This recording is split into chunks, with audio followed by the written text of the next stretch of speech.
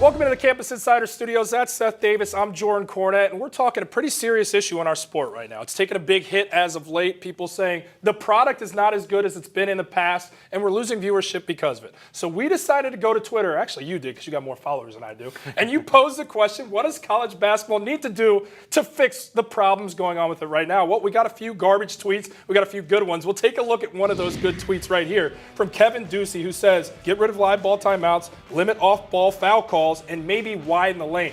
What do you think? I like all three of those ideas. You know, the live ball timeouts I've always complained about, and I don't think, first of all, coaches should ever be able to call timeouts. But to me, a live ball timeout is like a quarterback who goes back to pass, and just as he's about to get sacked, he's going to turn to the official and call timeout. Absolutely. So that, to me, never made any sense. The widening the lane, I think, is going to be critical at some point. I don't think it's necessarily in the near future, but I think you need to widen the lane. I think you need to move back the three-point line and also have a bigger charge circle, because the idea is to create more space. College basketball, Jordan, I think we all agree, we all see this has become way too physical. And it's not because players aren't as good as they used to be. I think that's a total canard. That is not true. I think the reality is they need to open up the floor, call a tighter whistle, let the athleticism and the finesse of basketball return to the college game. Yeah, and I think widening the lane kind of plays the European game, and it's almost like a sexier version of basketball. When you watch some of these European guys come over and play either the college game or at the professional level, it's a more refined, more enjoyable style to watch. So maybe duplicating that with widening the lane could be one of those answers. Yeah, I think that it's just the idea of opening up the game. It's become too slow. It's become too physical. Coaches are very controlling of things.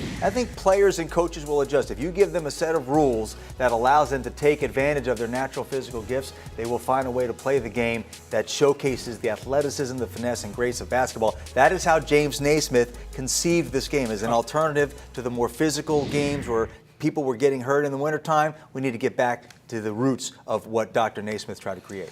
Couldn't agree more. Kevin Ducey, you get Seth Sharpie for this one. You pass the test, we believe. There it is. We believe it's a good idea. For all your thoughts on how to improve the college basketball game, we as pundits, we'd love to hear your thoughts. So hit us at CampusInsiders.com. For Seth Davis, I'm Jordan Cornette.